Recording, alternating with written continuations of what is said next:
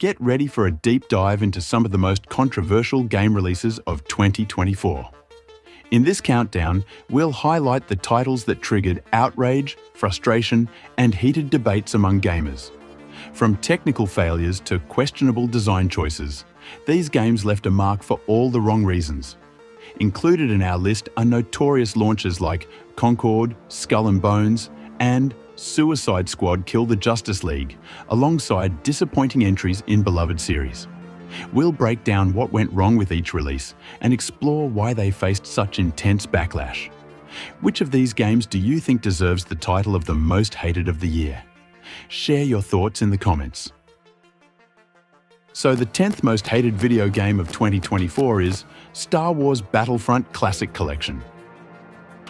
To its credit, Star Wars Battlefront Classic Collection has improved since its rocky release in March 2024. However, its disastrous launch has left a permanent stain on its reputation. The game debuted as a technical nightmare, plagued with ear-piercing audio spikes, persistent visual glitches, and terrible online connectivity. To make matters worse, it launched with just 3 servers, which meant it was nearly impossible to find a full match, let alone one with a decent number of players. The mishandling of the launch was so severe that it sparked an even greater outcry than Star Wars Outlaws, leaving many players frustrated and disillusioned with the collection. And the 9th most hated video game of 2024 is Multiverses. At one point, Multiverses seemed like it could step in and fill the void left by Smash Bros. Ultimate. Unfortunately, its full 1.0 launch in May 2024 was a complete disaster. Not only did the gameplay slow down significantly, with some characters even getting reduced movesets, but the game also took its monetization tactics to an even more frustrating level than it did during the beta. Players were expected to pay $10 for Tom and Jerry, or $15 for the Joker, something that left many scratching their heads in disbelief.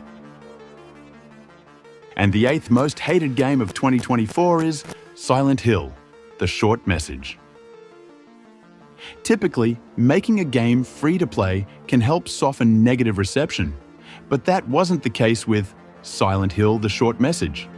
The game was largely criticized not for its brief duration or simplistic gameplay, but for its failure to deliver any meaningful narrative. In the roughly 3 hours of gameplay, it touches on themes like depression and anxiety, but does so in a shallow, surface-level way, never exploring the complexities of these issues. Instead, it feels like a hollow attempt to echo the insightful storytelling of Silent Hill 2, without capturing its depth or emotional impact. And the 7th game on our list is Jujutsu Kaisen: Cursed Clash. Bandai Namco has often churned out solid yet formulaic 3D arena brawlers based on various franchises, but Jujutsu Kaisen: Cursed Clash marked a breaking point. With its simple button-mashing gameplay and lack of depth in combat mechanics, it felt as though Bandai Namco made the game solely to capitalize on Jujutsu Kaisen's popularity, rather than creating something truly engaging. There was nothing about Cursed Clash that made it memorable. Its level design, controls, and even the user interface felt uninspired. This has led some fans to question whether Bandai Namco has developed a sort of monopoly on anime-based licensed games, with many urging the company to start putting more effort into developing these titles with the care they deserve.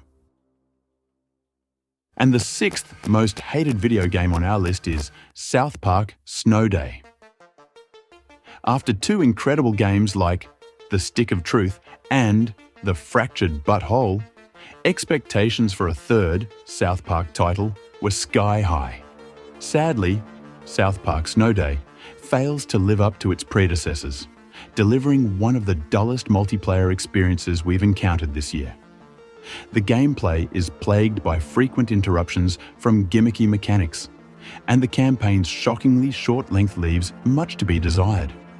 Instead of building on the franchise's recent successes, Snow Day feels like a disappointing throwback to the poorly received South Park games of the late 90s and early 2000s. Even at $30, this game simply isn't worth your time or money. And the fifth most hated video game on our list is Suicide Squad: Kill the Justice League. When you have a studio like Rocksteady, renowned for crafting stellar single-player superhero games, you'd expect their next project to follow suit. But Warner Bros. Had other ideas, steering them toward a live service online multiplayer format. While Suicide Squad: Kill the Justice League boasted solid storytelling and combat, the game was marred by a cluttered UI, a confusing in-game economy, a dull endgame grind, and a lazy conclusion designed solely to prop up its live service model. The result? A staggering $200 million loss for Warner Bros. Despite this costly misstep, the company remains determined to push its live service agenda in future titles. And on number 4, we have Dustborn. Video games, like most forms of entertainment, often delve into political themes. However, when a game becomes overly preachy, it risks alienating its audience. And Dustborn is a prime example. The gameplay is uninspired, consisting mainly of wandering through hallways and engaging in overly sentimental conversations about emotions. The story suffers from an inconsistent tone and hammers its messages home with all the subtlety of a wrecking ball. Given its garage band theme, one might expect the music to shine, but even the soundtrack fails to impress. While some reports suggest Dustborn sold reasonably well, its low player count on Steam tells a different story. And the third most hated game of 2024 on our list is Concord. 2024 saw its fair share of embarrassing video game releases, but none imploded quite as spectacularly as Sony's Concord. Marketed as their ambitious debut into the hero shooter genre, the game instead became a staggering $400 million disaster. Players were underwhelmed by the bland character designs and lack of personality, leading to widespread criticism and indifference. The backlash was so severe that Sony abruptly pulled the game from sale less than 2 weeks after its launch. By October 2024, developer Firewalk Studios had been shut down, and Concord became an IP Sony would likely prefer to erase from memory entirely. And the second most hated game of 2024 on our list is Skull and Bones. When Skull and Bones was first unveiled at E3 2018, it showed potential to be something special. However, years of delays and a complete project overhaul drained much of the enthusiasm. To Ubisoft's credit, the game launched with impressive technical polish, but its shallow open world and overly simplistic combat mechanics left a lot to be desired. Ubisoft's bold claim of labeling it a quadruple A game only added fuel to the fire, turning both Skull and Bones and the company itself into the gaming community's punchline in 2024.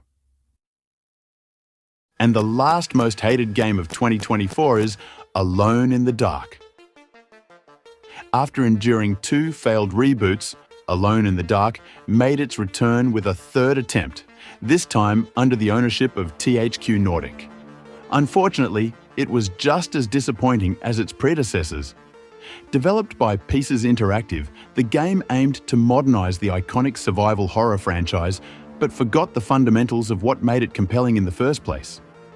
With inconsistent tone, lackluster characters, wooden voice acting, clumsy controls, and awkward combat, this revival failed to make an impact.